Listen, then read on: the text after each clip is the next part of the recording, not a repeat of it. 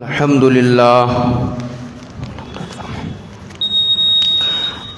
لله نحمده ونستعينه ونستغفره ونؤمن به ونتوكل عليه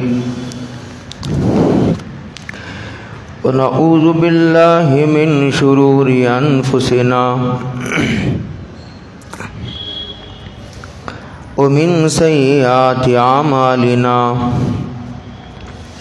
من يهده الله فلا مضل له ومن يضلله فلا هادي له ونشهد أن لا إله إلا الله وحده لا شريك له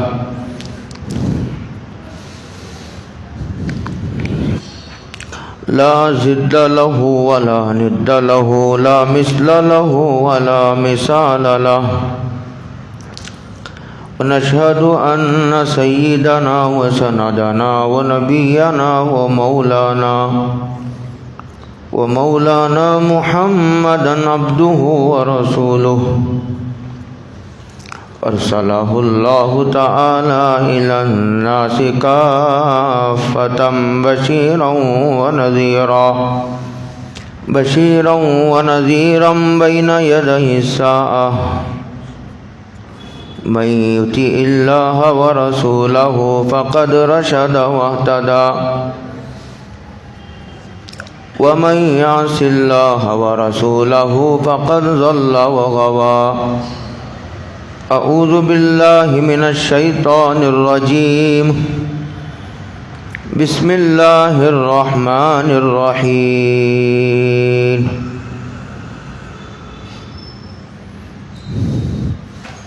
ألا تنصروه فقد نصره الله إذ أخرجه ثاني اثنين إذ هما في الغار إذ يقول لصاحبه لا تحزن إن الله معنا فأنزل الله سكينته عليه وأيده بجنود لم تروها وجعل كلمة الذين كفروا السفلى وكلمة الله هي العليا والله عزيز حكيم صدق الله مولانا العظيم. قابل قدر بزرگوں، دوستو، بھائیو، السلام علیکم ورحمۃ اللہ وبرکاتہ.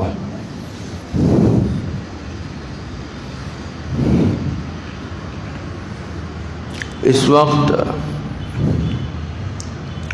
سورہ توبہ کی ایک آیت کریمہ تلاوت کرنے کی اللہ رب العالمین نے سعادت عطا فرمائی ہے. اس آیت کریمہ میں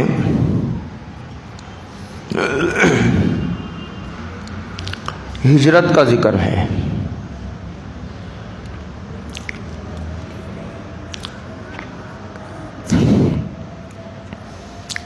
جب مکے والوں نے حضرت رسول اللہ صلی اللہ علیہ وسلم اور ان کے صحابہ پر زمین تنگ کر دی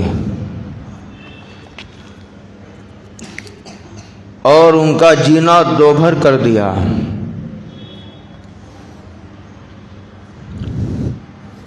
اور پھر اپنے عقیدے کی حفاظت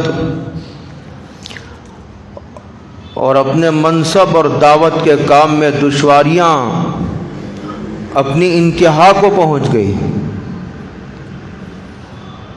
تو حضرت رسول اللہ صلی اللہ علیہ وسلم نے اللہ کی اجازت سے مدینے کی ہجرت فرمائی.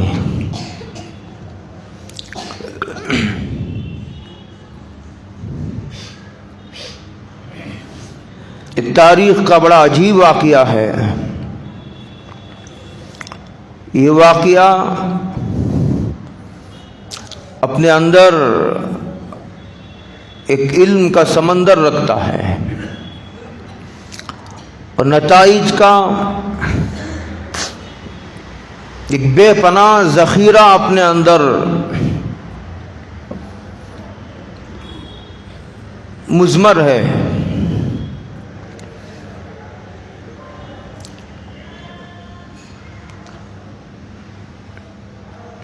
جب بھی کسی نبی نے یا ان کے مخلص جانثاروں نے کسی بھی زمانے میں توحید کے علم کو بلند کیا، عقیدے کی بات کی، تو قوم نے ہمیشہ ان کا استقبال مخالفتوں سے کیا، ان کا استقبال گالیوں سے، پتھروں سے، تانوں سے۔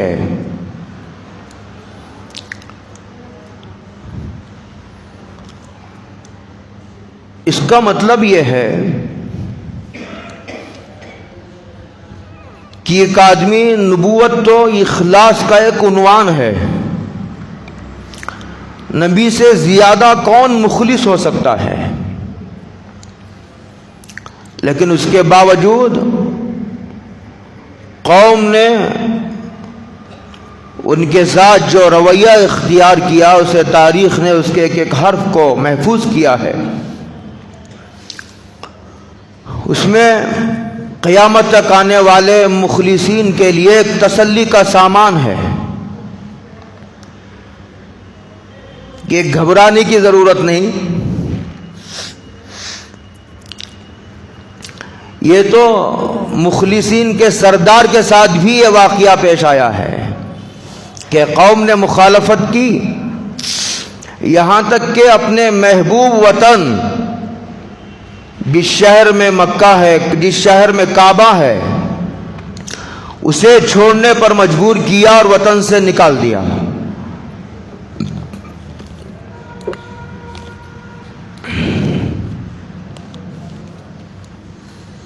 دوسری طرف سمجھنے کی ایک بات یہ ہے مخلصین کے لیے، جب ایسے سخت حالات پیش آئے کہ ایک آدمی اپنا مقصد دنیا کے سامنے پیش کرنے سے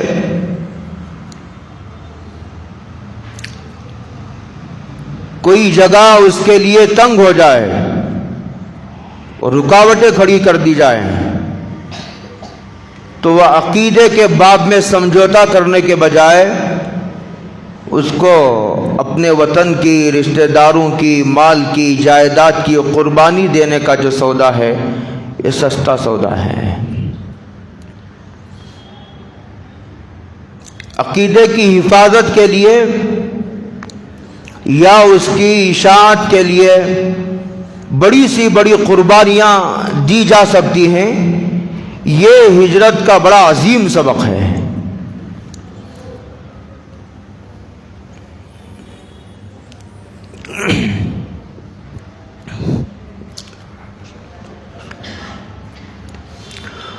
بات کو بہت طویل کرنے کے بجائے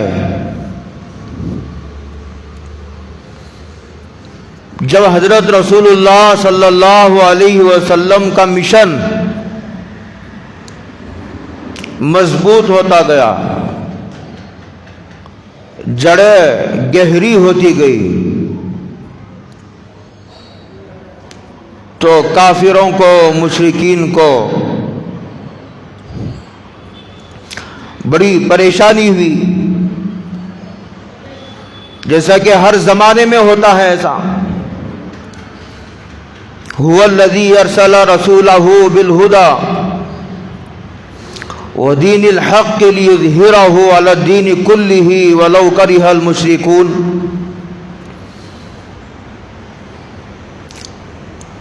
کہ آپ اس غلط فہمی میں نہ رہے، اس انتظار میں نہ رہے کہ کافر اور مشرک کبھی نہ کبھی آپ سے خوش ہو جائیں گے، ایسا کبھی نہیں ہونے کا۔ قرآن کریم نے کہا یہ تو کافروں کو، مشرکین کو برا لگے گا اور ہر حال میں برا لگے گا۔ تم کو کام کرنے کی شکلیں پیدا کر لینی چاہیے اور اپنے حوصلے کو بلند رکھنا چاہیے،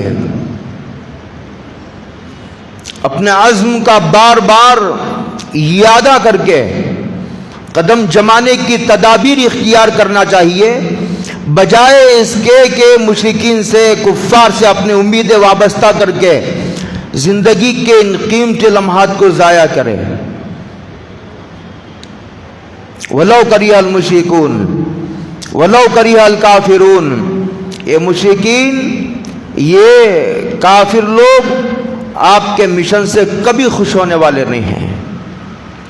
تو ایسا ہی ہوا، جیسے جیسے دن بدن اسلام کا یہ پودا تناور درخت بننے لگا، تعداد بڑھتی گئی، تو ان کو اور پریشانی ہوتی گئی اندر سے۔ تو انہوں نے اپنے میٹنگ ہال میں، جس کا نام دار الندوہ ہے، جو میٹنگ ہال تھا اس وقت، اس زمانے کا،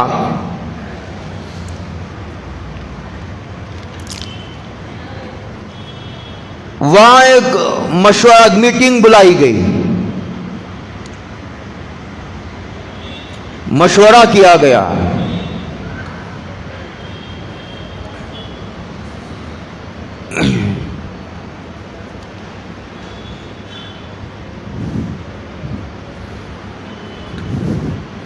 چونکہ معاملہ بڑا سخت تھا، اسلام دن بدن بڑھ رہا ہے، حضرت رسول اللہ صلی اللہ علیہ وسلم کے قدم جم رہے ہیں،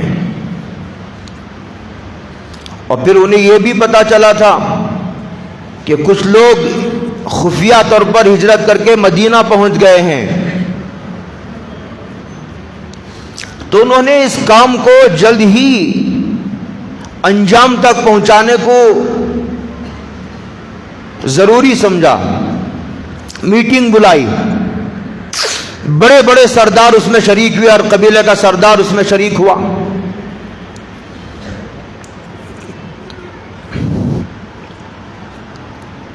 مختلف لوگوں نے مختلف رائے دی۔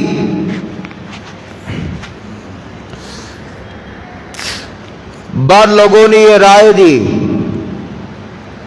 کہ محمد الرسول اللہ صلی اللہ علیہ وسلم کو قید کر دیا جائے، بعضوں نے یہ رائے دی کہ ان کو جلا وطن کر دیا جائے۔ وہاں شیطان نے ایک شیخ نجد کی حیثیت سے وہ بھی شریک ہوا۔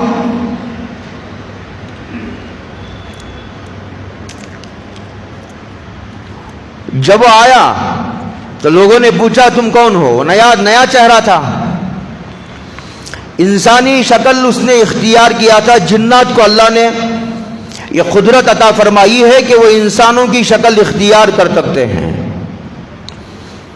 اور کبھی جانوروں کی شکل اختیار کر لیتے ہیں۔ تو لوگوں نے پوچھا کہ بھئی تم کون ہو؟ تو انہوں نے کہا کہ میں شیخ نجد ہوں، کہ اگر اجازت ہو تو میں بھی شریک ہو سکتا ہوں۔ کہا ٹھیک ہے، اور اگر آپ مناسب سمجھے، اگر کوئی رائے دینے کا موقع ہے تو کیا مجھے اجازت ہوگی؟ اگر آپ نے اجازت دی تو میں بھی رائے دوں گا۔ کہا ٹھیک ہے۔ اس کے بعد ابو جہل نے یہ رائے دی کہ حضرت رسول اللہ صلی اللہ علیہ وسلم کو قتل کر دیا جائے،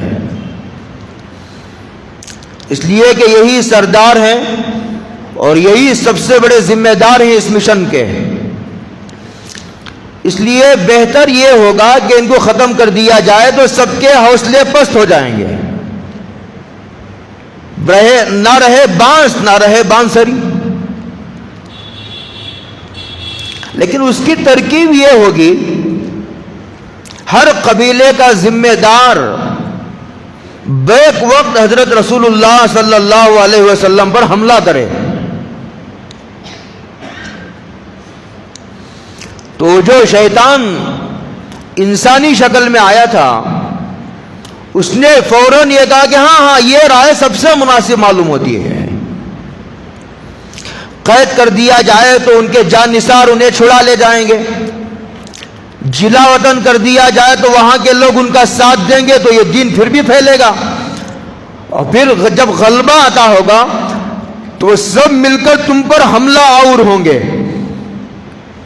ان کے مشن کو ختم کرنے کی یہی ایک سبیل ہے کہ حضرت رسول اللہ صلی اللہ علیہ وسلم کو ختم کر دیا جائے، اور اس کی شکل یہ ہے کہ کسی ایک آدمی کو مقرر نہ کیا جائے، ہر قبیلے سے ایک آدمی کو، ایک ذمہ دار کو، ایک سردار کو طے کر دیا جائے، ہر قبیلے کا سردار اس میں شریک ہو، بیک وقت حملہ کر دیا جائے تاکہ سب مل کر کے اس کی خون کی، جسے خون بہا کہا جاتا ہے، اس کی قیمت ادا کرنے میں سہولت ہو، اور پھر یہ قریش کا قبیلہ اتنے سارے قبیلوں سے پنجہ نہیں لے گا، وہ ان کے مقابلے میں آنے سے ڈرے گا۔ یہ مشورہ طے ہوا۔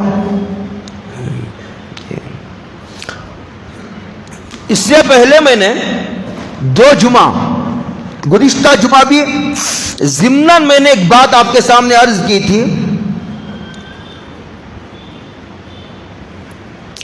کہ جنگ بدر ہو یا جنگ احد ہو یا کوئی بھی اہم بات سرکار دو عالم حضرت رسول اللہ صلی اللہ علیہ وسلم کے سامنے آتی تو حضور ضرور مشورہ کرتے تھے۔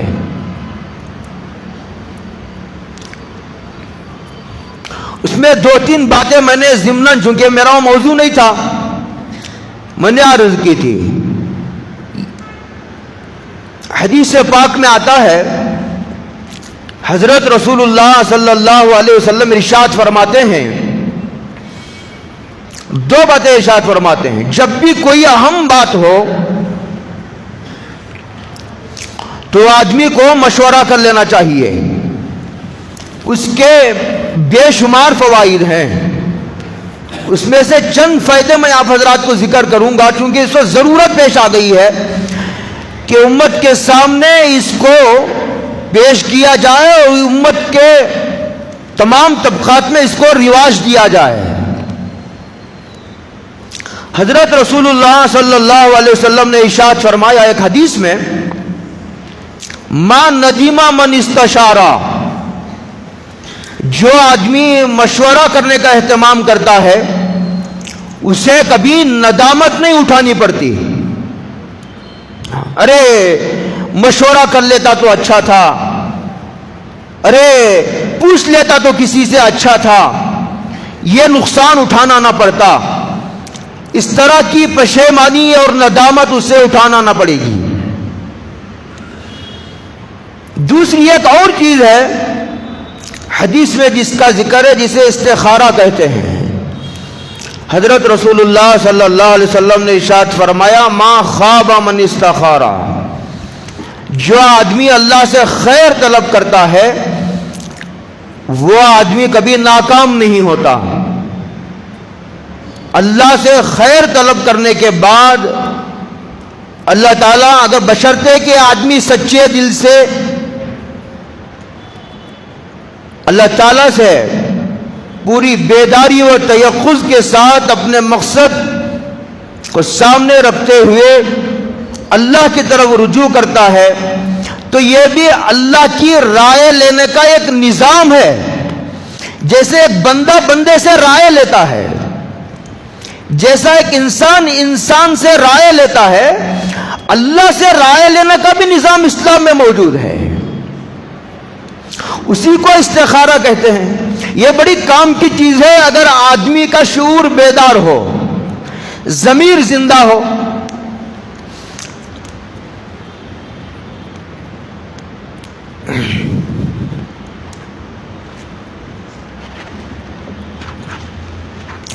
کہ آدمی 2 رکعت نماز پڑھے، وضو کرے، 2 رکعت نماز پڑھے اور اس کے بعد دعا کرے۔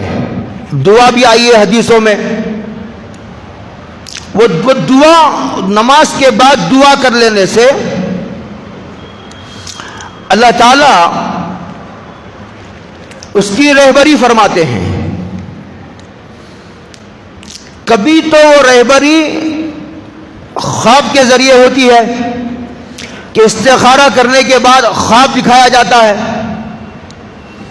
استخارہ دن میں بھی کیا جا سکتا ہے, رات میں بھی کیا جا سکتا ہے,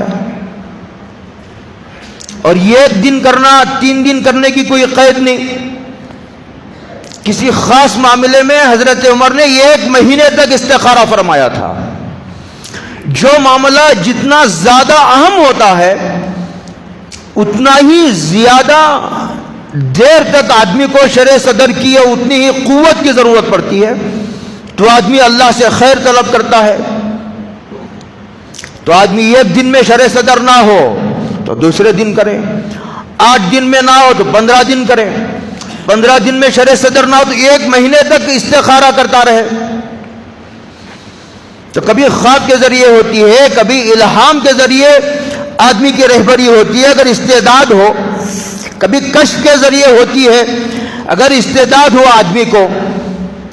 اگر یہ سب باتیں نہ ہو, خواب کا نظر آنا کوئی ضروری نہیں ہے. کسی کو نظر آتا, کسی کو نظر نہیں آتا. بعض لوگوں کی طبیعتوں کو خواب سے مناسبت ہوتی ہے, بعضوں کو مناسبت نہیں ہوتی. بڑے بڑے لوگوں کو خواب نہیں آتے, چھوٹے آدمی کو خواب آتا ہے کبھی. تو اس کا مطلب یہ نہیں کہ یہ چھوٹا بڑا ہو گیا ہے, مطلب یہ ہے کہ اس کی طبیعت کو خواب سے مناسبت ہے, اس کو مناسبت نہیں. اور ایک اور بات میں, اگر تم میں سے کسی کے اندر سمجھنے کی استعداد ہو تو ایک بات اور آگے کی کہوں, خواب دیکھنا یہ استعداد کی بالکل ادنا درجے کی بات ہے. جس کی استعداد چھوٹی ہوتی ہے اس کو خواب نظر آتے ہیں, جس کی استعداد اونچے درجے کی ہوتی ہے اس کو تو باقاعدہ الہام ہوتا ہے, اس کو خواب کی ضرورت ہی نہیں. وہ تو دیکھ رہا ہے کھلی آنکھوں, وہ تو پیش گوئی کر رہا ہے کہ ایسا ہوگا ایسا ہوگا. جیسے نبی پیشن گوئی کرتا ہے, با نظر صاحب نظر اللہ کا مقبول بندہ بھی پیشن گوئی کرتا ہے. تو بات دور چلی گئی. میں کہہ رہا تھا حضرت رسول اللہ صلی اللہ علیہ وسلم نے حدیث میں ارشاد فرمایا, 2 چیزیں ہیں دنیا میں جب بھی کوئی اہم معاملہ پیش آتا ہے تو ایک تو مشورہ کرو, مشورہ کرنے والا کبھی ندامت نہیں اٹھاتا. دوسری بات اللہ سے خیر طلب کرو. اسی کو میں نے یوں تعبیر کیا کہ اللہ سے رائے لینے کا بھی اسلام نے ایک نظام بتایا ہے جسے استخارہ کہا جاتا ہے. اس کا یقینی نفع یہ ہے استخارے کا کہ اللہ تعالی جس مقصد کے لیے استخارہ کیا گیا ہے اس کے حالات بناتے چلے جاتے ہیں, کڑیاں جڑتی چلی جاتی ہیں, حالات سکسیس ہوتے چلے جاتے ہیں, رکاوٹیں دور ہوتی چلی جاتی ہیں. تو سمجھنا چاہیے کہ یہی اللہ کا منشا ہے. اگر حالات ٹوٹ گئے, رکاوٹیں کھڑی ہو جائیں اور حالات ٹوٹتے چلے جائیں تو سمجھنا چاہیے کہ اللہ کو یہ بات منظور نہیں ہے. یہ اشارہ ہوتا ہے اس میں. دوسرا میں نے یہ بھی کہا تھا کہ جب مشورہ کیا جائے تو اس میں جس مقصد کے لیے مشورہ کیا جا رہا ہے اس کے ماہرین کو بلا لیا جائے. اور دوسرا, مشورے میں عبادت گزار نیک لوگ علماء کو ضرور شریک کیا جائے. اس لیے کہ جو عالم ہو, بشرطے کہ عالم ہو, بشرطے کہ وہ عبادت گزار ہو, وہاں شیطان کا داؤ نہیں چل سکتا.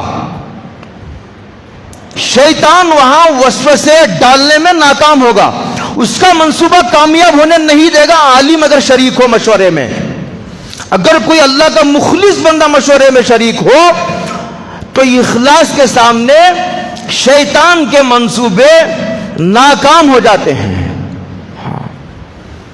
اس لیے حضور نے حدیث میں ارشاد فرمایا, شاور الفقہاء العابدین, کہ مشورہ سمجھداروں سے کرو.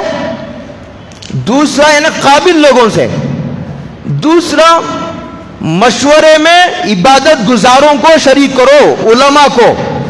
سارے فاسق فجار جمع ہو گئے، امت کے قابل لوگوں کو نظر انداز کر دیا گیا، یا علماء کو اور عبادت گزاروں کو نظر انداز کر دیا گیا، وہ مشن کبھی نہیں پنپ سکتا، وہاں نتیجہ خیز کام نہیں ہو سکتا، یا تو کام ہی نہیں ہوگا، کام ہوگا تو بہت چھوٹے پیمانے پر ہوگا۔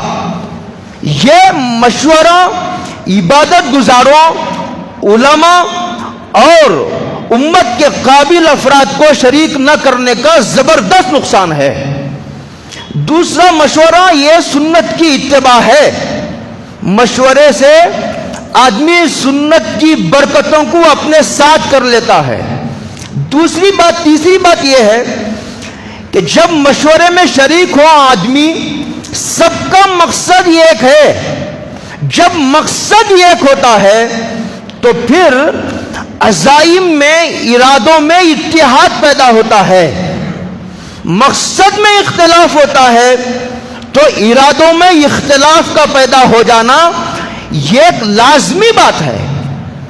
جب آدمی ایک مقصد طے کر کے، یہ ٹارگٹ ہے پہلے طے کیا، اب سارے لوگ جمع ہوئے تو اس نے ایک بات کہی، اس نے ایک بات کہی، اس نے ایک بات کہی، ساری باتیں سامنے آ گئی، اب فیصلہ لینے میں سہولت ہوگی۔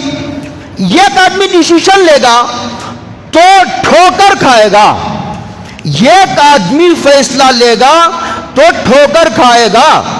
اور تیسری بات، میں نے ایک بات اور کہی تھی گزشتہ جمعہ اور پھر دہراتا ہوں، مشورہ وہ آدمی نہیں کرتا جو نفس پرست ہوتا ہے، اس لیے کہ چھپانے کی چیز گندگی ہوتی ہے، آدمی گندگی کو چھپاتا ہے، اچھی بات کو نہیں چھپاتا۔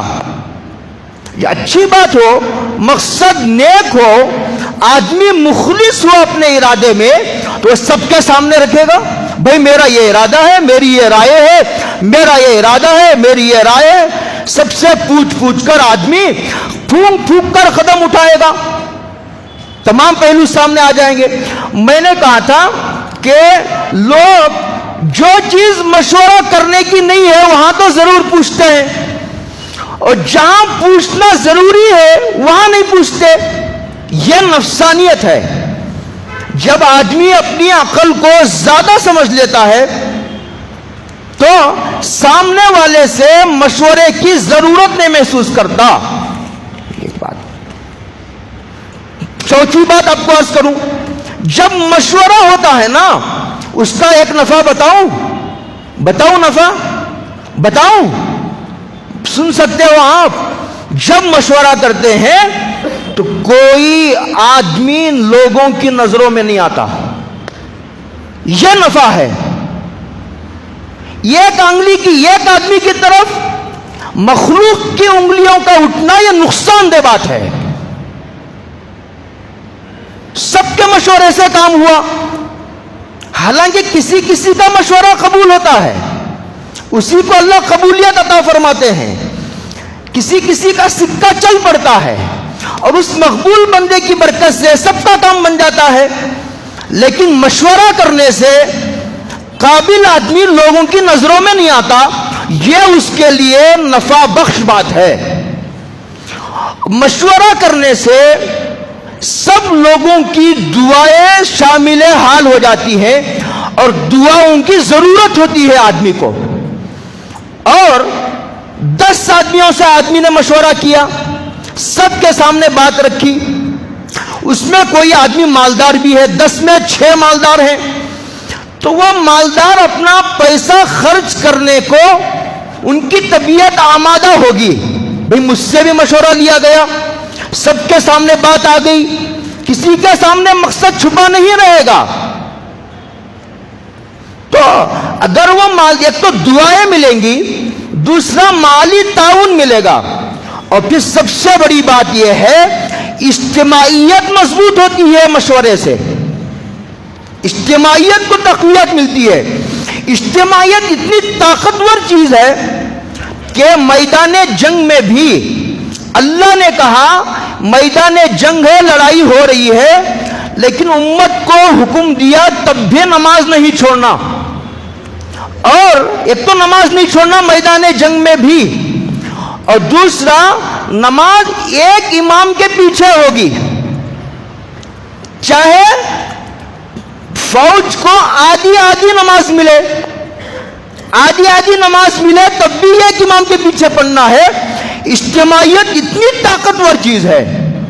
مجھے یاد آیا حضرت جی یوسف صاحب رحمۃ اللہ علیہ کا وہ تاریخی جملہ. حضرت نے کسی ایسے ہی اختلاف کے موقع پر فرمایا تھا, میں نہیں جاتا اس میں اس وقت, وہ بڑا نازک ترین موقع ہے. حضرت نے فرمایا تھا اللہ کی طاقت کے بعد سب سے بڑی طاقت مخلصین کا اجتماع ہے. جب مخلصین کسی پر جمع ہو جاتے ہیں تو پھر اللہ کی طاقت کے علاوہ دنیا میں کسی کی طاقت نہیں کہ ان سے ٹکر لے سکے. اخلاص اتنی طاقتور چیز ہے. سچ آٹھویں بات یہ ہے, جب آدمی مشورہ کرتا ہے اور اپنے قابل مخالف کو بھی شریک کرتا ہے, وہ ہماری بات سے سمجھوتا کر لیتا ہے تو بہت اچھا. اگر مخالف کو ہماری بات سمجھ میں نہیں آئی تو مخالف اس مشورے کی برکت سے راستے سے ہٹ جائے گا. یہ مشورے کی برکت ہے. نویں بات یہ ہے کہ جب مشورہ کریں گے اس میں آپ عبادت گزاروں کو اور علماء کو بھی شریک کریں گے تو حلال و حرام کا علم ہوگا. ورنہ ایک آدمی نادانی سے, جہالت کی وجہ سے ایک ایسی بات کے لوگ جمع ہو گئے جو ناجائز ہے, کام بھی کریں گے, وقت بھی لگے گا, دماغ بھی لگے گا, پیسہ بھی لگے گا, اور مریں گے تو اجر بھی نہیں ملے گا. یہ کتنی سخت بات ہے. آدمی جہاد کرے گا, جا کر پوچھا نہیں علماء سے کہ جہاد فرض ہے یا نہیں ہے, گیا اپنا سر کٹا دیا. کیا اس وقت علماء نہیں تھے پوچھنے کے لیے؟ طریقہ کار سامنے آئے گا, طریقہ کار. اور 11ویں بات یہ بادشاہ اسی پر پوری ہو جائے گی, لیکن چونکہ کام کی بات ہے, بات میری ہجرت سے چلی تھی, میں اسے بہت تفصیل سے عرض کروں گا. ہجرت کی یہ بات, ہجرت کا یہ واقعہ اپنے اندر نتائج کا سمندر رکھتا ہے, میں اس پر بڑا تفصیلی کلام کروں گا انشاءاللہ. 11ویں بات یہ ہے, جو مشورے میں شریک ہوتے ہیں اس میں بعض لوگوں کے نظریات میں بے اعتدالی ہوتی ہے. بعض لوگوں کا علم چھوٹا, بعض لوگوں کا علم بڑا, بعض لوگوں کی عقل چھوٹی, بعض لوگوں کی عقل بڑی, بعض لوگوں کا تجربہ 2 پیسے کا, بعض لوگوں کا تجربہ بہت بڑا. تو جس کا علم بڑا ہے, جس کی عقل بڑی ہے, جس کا تجربہ زیادہ ہے, اس سے سیکھنے کا موقع ملے گا. یہ مشورے کا نفع ہے. تم نے بڑے علم والے کو نظر انداز کر دیا, جس کی عقل بڑی ہے اسے نظر انداز کر دیا, جس کا تجربہ زیادہ ہے اسے تم نے پیچھے ہٹا دیا. اب دھوکہ کھاؤ گے. سیکھنے کا موقع کیسے ملے گا, کب سیکھو گے؟ یہ اس وقت ہے جب سیکھنے کا ارادہ بھی ہو. ایک اور بات یہ ہے کہ جب آدمی ایک مجمع میں بیٹھتا ہے, اس میں کچھ لوگ تو ہوں گے باادب اور کچھ ہوں گے بے ادب.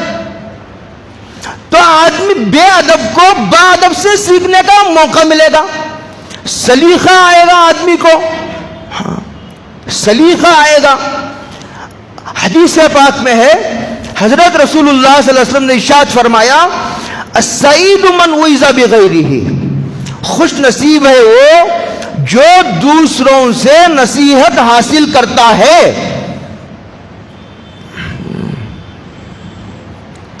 دوسروں سے نصیحت حاصل نہ کرنا یہ آدمی کی بد نصیبی کی بات ہے. ایک آدمی نے میری برائی کی تو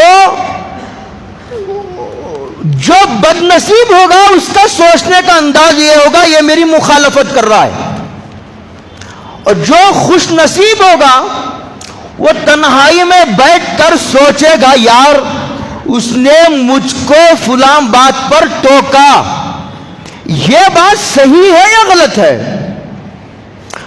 اسی لیے بعضوں نے تجربے کی تعریف کتابوں میں لکھی ہے، ماضی کی غلطی، تجربہ کہتے ہیں ماضی کی غلطی کو۔ آدمی ایک مرتبہ ٹھوکر کھاتا پھر نہیں غلطی کرتا۔ تو السعید من وجد بغیرہ، شیخ سعدی سے کسی نے پوچھا کہ حضرت آپ نے ادب کس سے سیکھا؟ انہوں نے کہا بے ادب سے میں نے ادب سیکھا ہے۔ بے ادب سے میں نے، حضرت وہ کیسے؟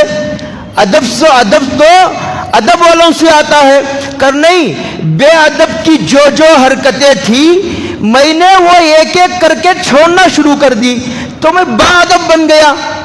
دیکھو حاصل کرنے والے تو بے ادب سے بھی ادب سیکھتے ہیں، یہ خوش نصیبی کی بات ہے۔ تو گفتگو کا سلیقہ بھی آئے گا آدمی کو۔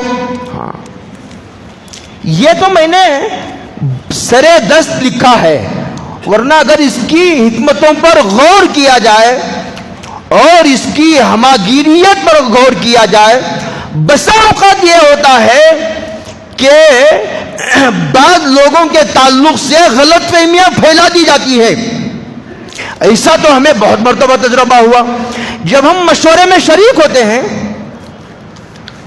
ہمیں اس کا خوب اندازہ ہوتا ہے، بعض لوگوں کے تعلق سے غلط فہمیاں پھیلا دی گئی، جب ایک جگہ جمع ہوئے، کھول جوڑ ہوا، باتیں حقیقتوں سے پردہ اٹھایا گیا، تو پتہ چلا کہ بعض بدنیتوں نے فلاں لوگوں کے تعلق سے، فلاں آدمی کے تعلق سے غلط فہمیاں پھیلا دی تھی تاکہ اس کی مقبولیت متاثر ہو۔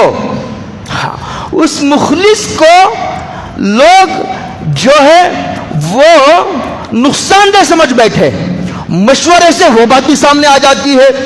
اگر آدمی سچی نیت سے ہر قسم کے جو قابل لوگوں سے مشورہ لیتا ہے تو یہ ایک بات ہے، اور دوسری بات یہ ہے کہ مشورہ کرنے سے ایک دن آدمی خود قابل مشورہ ہو جاتا ہے،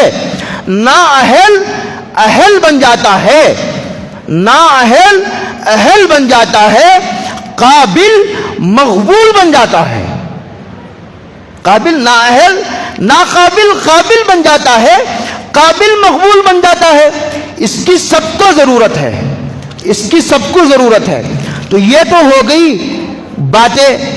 اب میں نے جو بات شروع کی تھی ہجرت کی، اس کا خلاصہ یہ ہے کہ عقیدے کی حفاظت کے لیے آدمی جو ہے وہ اپنے وطن کی، اپنے جائیداد کی، اپنے گھر کی، اپنے خاندان کی، اس لیے کہ خاندان شریعت کے تابع ہے۔ لوگ کہتے ہیں حضرت مجھے اگر میں نہیں جاؤں گا تو خاندان والے ناراض ہو جائیں گے۔ میں کہتا ہوں اگر تمہارے اندر اتنا حوصلہ ہے کہ تم جا کر انہیں یہ کہہ سکتے ہو کہ بھائی تم جو کر رہے ہو غلط ہے، میں تمہاری خیر خواہی میں عرض کر رہا ہوں، تو جاؤ۔ لیکن اب تو لوگ ایسا کہ یہ وطن کی محبت میں یا نہیں تو یا سیاسی مفادات کے لیے اب اپنے عقیدے کا سودا بھی کرنے کے لیے تیار ہو گئے۔ یہ کیسی عجیب بات ہے، حالانکہ حضرت رسول اللہ صلی اللہ علیہ وسلم نے ارشاد فرمایا تھا کہ آدمی کا کفر کے ساتھ زندہ رہنا، کفر کے ساتھ زندہ رہنے سے ایمان کی موت بہتر ہے۔ یہ تو حضور کے صاف صاف الفاظ ہیں۔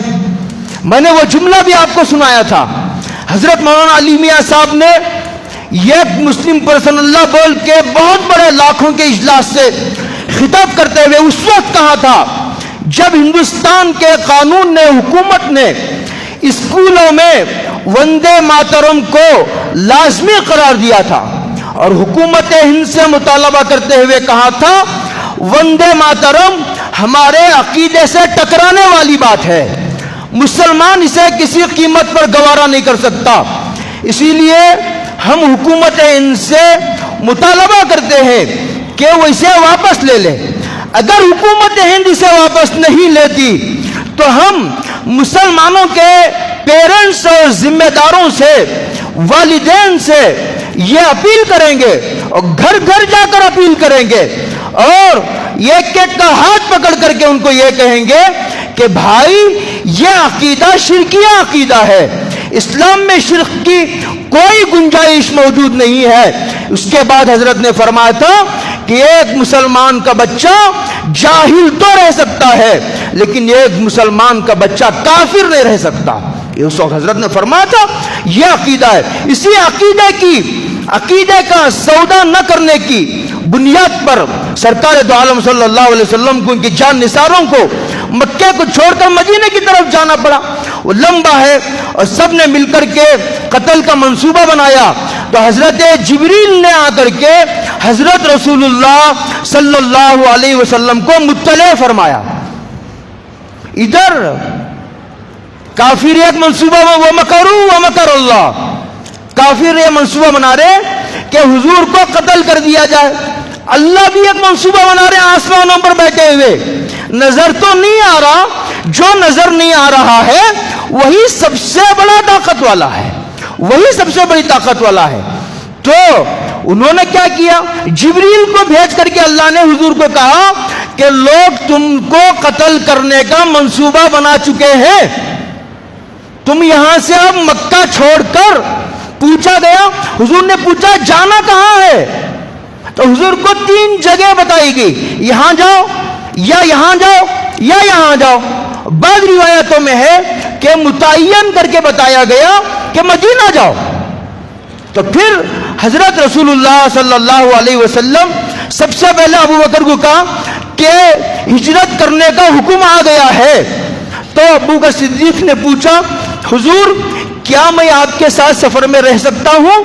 کہا ہاں آپ کو، اس لیے کہ میں نے جبریل سے پوچھا تھا کہ میرے ساتھ کون ہجرت کرے گا. جبریل نے بتایا کہ تمہارے ساتھ ہجرت میں سفر کا ساتھی ابو بکر رہے گا. اللہ اکبر.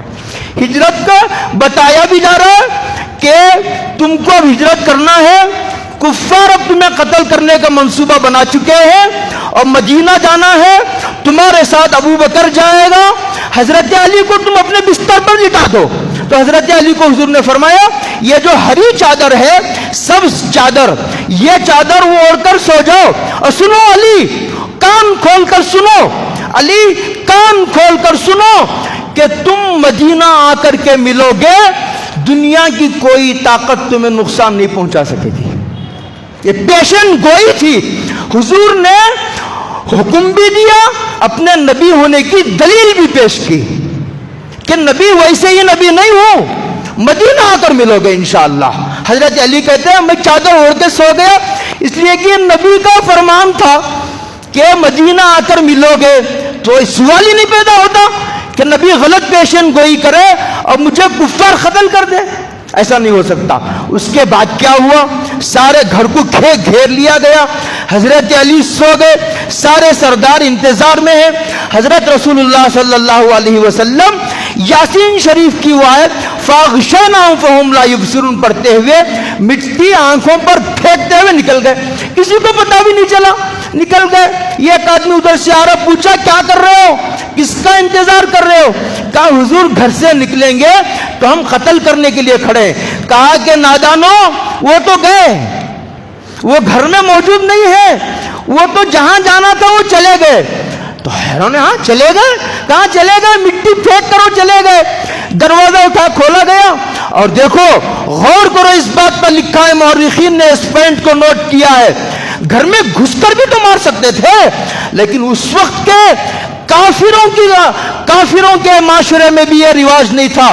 جو شریف لوگ تھے وہ عورتوں کے ہوتے ہوئے گھروں میں گھسنے کو اچھا نہیں سمجھتے تھے، اس لیے حضور کے باہر نکلنے کا انتظار کر رہے تھے. آگے کا واقعہ انشاءاللہ پوری تفصیل سے ایک ایک جز پر کلام کریں گے.